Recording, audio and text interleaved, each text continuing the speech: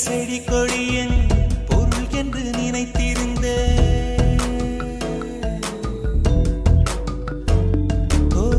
பூக்களை செடி கொடியன் பொருள் என்று நினைத்திருந்தேன்.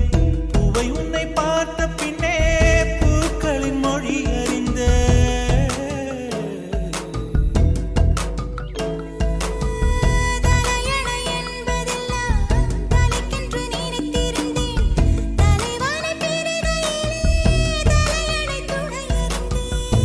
பந்தம் போன்றவன் நான் தீபம் என்று ஆகிவிட்டேன்.